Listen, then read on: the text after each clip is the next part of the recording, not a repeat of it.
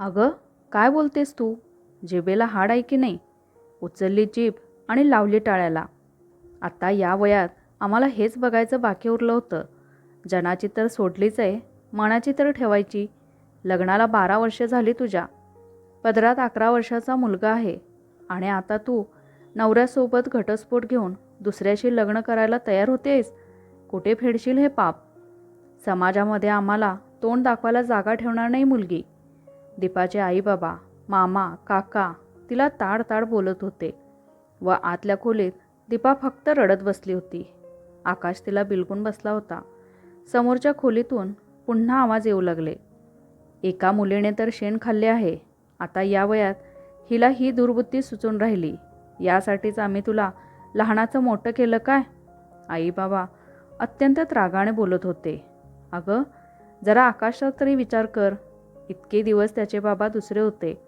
आता अचानक दुसऱ्या बाबांसोबत तो राहणार. त्याच्या बालमनाचा तरी विचार करायचा. शाळेमध्ये, मित्रांमध्ये त्याला किती प्रश्नांची उत्तरं द्यावी लागतील. त्याच्या मनावर काय परिणाम होईल याचा तरी विचार कर. म्हणतात ना भयम ना लज्जा, तशातली गत आहे. दीपा आकाशला बाहेर खेळायला जाण्याबद्दल बोलत होती, पण त्याला परिस्थितीचे गांभीर्य कळत होतं. तो आईला सोडायला तयार होईना व त्याच्यासमोर हे सगळे विषय दीपालाही नको होते, पण तो ऐकेना. शेवटी बाबांचा राग अनावर झाला. त्याने दीपाचा हात धरून तिला बाहेर खेचले आणि म्हणाले, हे सर्व दाखवण्यापेक्षा आमचे डोळे मिटलेले बरे. एक काम कर, आमच्यासाठी थोडे विष आणून दे, म्हणजे तू सुटशील. आकाश मोठ्याने रडू लागला. या वेळेला बाजूच्या खोलीत बसलेला त्याचा मामा आशिष बाहेर आला. त्याच्या कानात काहीतरी सांगून बळेबळे त्याला बाहेर घेऊन गेला. तसेही त्याला आईवडिलांचं वागणं पटत नव्हतं आणि अप्रत्यक्षरित्या त्याचा दीपाला पाठिंबाच होता. त्याने आकाशला बाहेर नेल्यावर दीपाने तोंड उघडले. ती म्हणाली, मी विष तर आणणारच आहे, पण तुमच्यासाठी नाही. मीच खाते ते. नाहीतरी माझ्या आयुष्यात काय आनंद आहे? एक काम करा, तुम्हीच मला खाऊ घाला. मी माझा खून तुम्हाला माफ करते. आणि नाहीतर विष आणण्याची कशाला वाट पाहायची? एखादा चाकूसुरा आणून देते. ज्या हाताने मला लहानाचं मोठं केलं त्याच हाताने माझा बळी घ्या. रोजचं जिवंत मरण जगण्यापेक्षा एकदाची मेलेली बरी. तिने घेतलेला हा पवित्रा पाहून अचानक वातावरण बदलून गेलं. दीपा साधारण गरीब घरातली, पण अतिशय चुणचुणीत, सावळीशी, कुरळ्या केसांची, बोलक्या डोळ्यांची मुलगी. आई वडील गरीब, वडील एका खाजगी कंपनीत चपराशी, आई संसाराला हातभार लावण्यासाठी स्वयंपाकाचे काम करणारी. घरी 3 मुली आणि 1 मुलगा. खाजगी कंपनीचे दुःख माहीत असल्यामुळे वडिलांनी मोठ्या मुलीसाठी म्हणजे ज्योतीसाठी सरकारी नोकरीचा मुलगा पाहणं सुरू केलं. मुलगा मिळाला, पण त्याची नोकरी दूर खेड्यात होती, पण क्वार्टर होतं आणि सरकारी नोकरीचा मुलगा मिळाला याचा आनंदच फार मोठा होता. ज्योतीने खेड्यात राहणं नाईलाजाने पत्करलं. खेड्यातले जीवन शहरातल्या मुलीने जगणं कठीणच, पण तरीही तिने ते निभवलं. 2 मुलांची आई झाली, परंतु तिच्या यजमानांचा म्हणजे प्रशांतचा नेहमी जीव घाबरायचा. चक्कर यायची. तपासण्या केल्या तर त्यांना मधुमेह निघाला आणि तो फार वाढत होता. त्यांनी पहिले अंगावर काढलं होतं. आता रोज इन्सुलिनचे इंजेक्शन घ्यावे लागत होते. इतक्या कमी वयात त्यांना त्रास लागला आणि हे प्रमाण इतकं वाढलं की त्यांची दृष्टीच कमी झाली. 2-3 ऑपरेशन झाले, पण हळूहळू दृष्टी गेली व आंधळेपण आलं. शेवटी दोघेही मुलाबाळांना घेऊन शहरात आले. त्यांची दृष्टी पूर्णपणे गेली. संवेदना तत्वावर ज्योतीला नोकरी शहरातच मिळाली, पण घरचा पुरुष फक्त घरातल्या घरात आणि त्यात आंधळेपण आलेलं.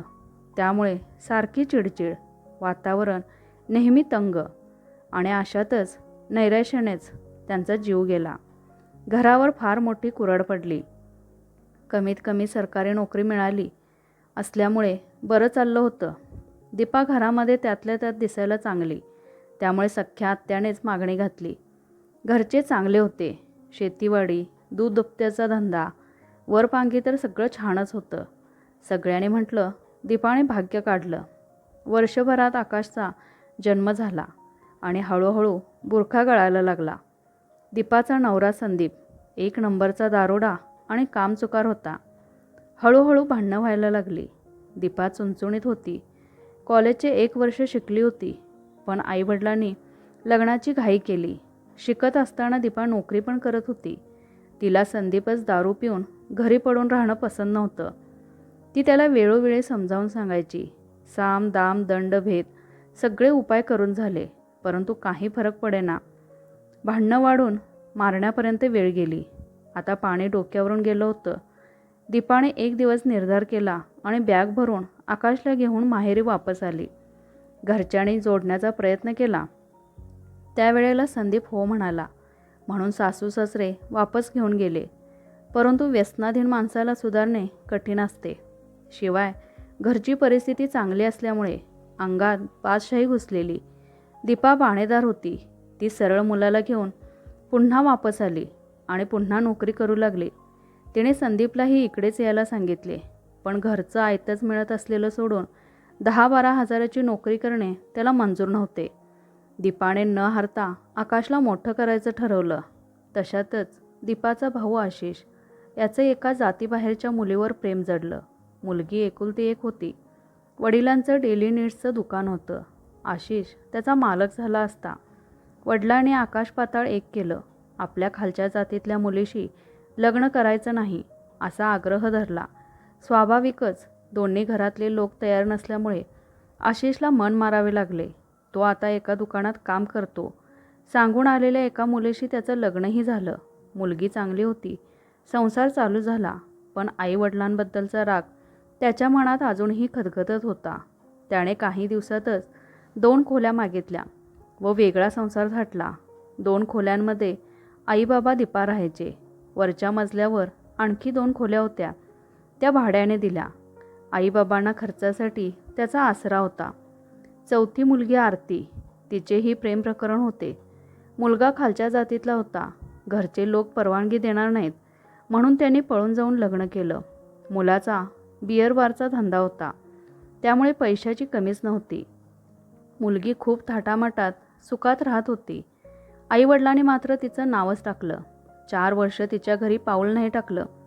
पण एकदा बाबा आजारी असताना त्याच जावयाने आणि मुलीने खूप मदत केली. त्यामुळे संबंध पुन्हा जुळले. त्याचा स्वतःचा बिअर बार असला तरी अगदी निर्व्यसनी होता आणि मुख्य म्हणजे स्वभावाने खूप छान होता. सगळ्यांना मदत करणारा, हसतमुख. त्यामुळे त्यांच्या घरी जायला दीपाला फार आवडायचे. आकाशही तिकडे खुश असायचा. आरतीला 2 मुलं होती व त्यांच्या शेजारी त्यांच्या भावाचं घर होतं. दोन्ही भावांमध्ये संबंध सालोक्याचे होते. त्यांच्या घरात सदैव आनंद दिसायचा आणि सुबत्ता दिसायची. परंतु दीपाचे आईबाबा मात्र पोट्टीने शेण खाल्लं हे वाक्य सोडायला तयार नव्हते. एकदा दीपाने म्हटलं की 2 मुलींचे लग्न तुम्ही करून दिलं, काय झालं? मला तर नात्यात दिलं. आज कोणता आनंद बघत आहे मी. कमीत कमी तिला कुठल्या प्रकारची चिंता काळजी नाही आणि आपल्यालाही त्यांचाच आधार आहे हे तुम्ही कसे विसरता? पण तरीसुद्धा आईबाबा म्हणायचे, पण आमचं नाक तर कापलं. त्यांच्या या मनोवृत्तीचं काय करायचं हा प्रश्न नेहमी दीपाला पडायचा, पण बोलून उपयोग नसायचा. तशातच आरतीच्या सासरी नंदेच्या मुलाचं लग्न होतं म्हणून सर्व गेले होते. लग्नाचे विधी, हळद, मेहंदी, संगीत सगळं साग्र संगीत केलं गेलं. सगळीकडे कसा आनंदी आनंद होता. दीपा, आकाश तर फुलून गेले. लग्न बाहेरगावी होतं. आताच्या बाबांची तब्येत फारशी ठीक राहत नाही म्हणून आईबाबा लग्नाला नाही गेले. बाकी सगळी मंडळी गेली. लग्नात आरतीच्या जावेच्या भावाशी म्हणजे अशोकशी दीपाचं बोलणं झालं. अशोकला 2 मुलं होती आणि त्याच्या बायकोचं कोरोनामध्ये निधन झालं होतं. पण दोन्ही मुलांना ते इतकं छान सांभाळत होते. BCA शिक्षण झालेलं होतं आणि एका खाजगी बँकेत संगणक अधिकारी होते. स्वभाव फार छान होता. पगार चांगला होता आणि सगळ्यात महत्त्वाचं म्हणजे वारकरी संप्रदाय चालवणारे असल्यामुळे देवधर्मी होते आणि निर्व्यसनी होते. आणि त्याहीपेक्षा महत्त्वाचे म्हणजे अतिशय विनोदी स्वभाव होता. वातावरण अतिशय खेळीमेळीचं होतं. दीपा नकळत आकर्षित झाली. अशोकही दीपाकडे आकर्षित झाले. थट्टा मस्करी, नाच गाणे, अंताक्षरीमध्ये त्यांची एकमेकांवर छाप पाडण्याची धडपड सर्वांच्याच लक्षात आली. अशोकच्या वतीने अशोकच्या बहिणीने दीपासाठी भावापाशी मागणी घातली. भावाने दीपाला विचारल्यानंतर तिने लाजूनच हो म्हटलं. तसेही तिच्या संसारात काय राम होता. भाऊ पण अनुकूल होता. मोठी बहीणही तिच्या पाठीशी होती. प्रस्ताव घेऊन सर्व घरी आले आणि आईबाबांनी पुन्हा एकदा आकाश पाताळ एक करणे सुरू केले होते. दीपा रागाने बोलत होती, अतीव दुःखाने बोलत होती. तुम्हाला कधीच असं वाटत नाही का? आज माझ्या लग्नाला 12 वर्ष झाली. तुमच्याकडे मला वापस येऊन 8 वर्ष होऊन गेली. माझं वय आता फक्त 32 वर्षांचं आहे. 24 वर्षाच्या वयापासून मला आयुष्यात कुठलेही सुख मिळाले नाही. मला ते कधी मिळावं असं वाटत नसेल का? नवऱ्याने सुधारावं यासाठी सगळे प्रयत्न करून झाले. जे नवस उपास तपास सांगितले तेही करून झाले. त्यांच्यात तर काही फरकच पडत नाही. आजही तुम्हाला तुमच्या नसलेल्या प्रतिष्ठेची चिंता आहे. माझ्या सुखाचा, माझ्या भविष्याचा विचार करावासा का वाटत नाही? आज इतकी दुनिया बदलली आहे, जग इतकं बदललं आहे, पण अजूनही तुम्ही खोट्या प्रतिष्ठा आणि जात, समाज या भ्रामक समजुतींमध्ये अडकून मुलांवर बंधने घालता. त्यांचे असफल लग्न आणि संसार केवळ लोडणे होऊन एक रोग पाळावा तसा जन्मभर त्याने पाळावा अशी अपेक्षाही करता. आता शिकून सवरून जग बदलले आहे. तुम्हा लोकांचे विचार कधी बदलतील? या खोट्या प्रतिष्ठेच्या मागे लागून मुलांच्या मनाविरुद्ध लग्न लावून त्यांना जन्मभर दुःखात ढकलून देता आणि म्हणून घटस्फोटाचे प्रमाण वाढते. लग्न टिकले नाही की मुलगी उच्छृंखल होती. तिला घरादाराची किंमत नव्हती म्हणून दोष देतात. ती म्हणाली, आजकाल मुलं मुली शिकलेले असतात, सज्ञान असतात, ज्यांना मतदानाचा हक्क आहे, देशाचा पंतप्रधान निवडण्याचा अधिकार आहे. त्यांना स्वतःचा जोडीदार निवडण्याचा अधिकार तुम्ही कधी देणार? अर्थातच कोवळ्या वयात केवळ शारीरिक आकर्षणामुळे मुलामुलींच्या हातून काही चुका होऊ शकतात. त्यासाठी आईवडिलांचे मार्गदर्शन हवेच. परंतु जर आईवडीलच आपल्या पाठीशी असतील तर मुलं मुली कधीही दुःखी होणार नाहीत. मी तुमच्या मनाविरुद्ध कधीही काही केलं नाही. तुमची परवानगी मागत आहे. कधीतरी आपलं मन विशाल करून पहा आणि खोट्या प्रतिष्ठेपेक्षा माझ्या भवितव्याचा विचार करून पहा. आकाशच्या भवितव्याचा विचार करून पहा. जो बाप त्याचं काहीच करत नाही, त्याचं नाव लावण्यापेक्षा जो आपल्या घराला खूप चांगलं सांभाळत आहे आणि आकाशचाही सांभाळ करायला तयार आहे, अशा बापाचा मुलगा होण्यात त्यालाही आनंदच वाटेल. तुम्ही आकाशला विचारा. त्याने जर नाही म्हटलं तर मी नाही करणार लग्न. तेवढ्यात आकाश आणि आशिष आले. बाबाने आकाशला विचारले, तुला अशोक काका बाबा म्हणून चालतील का?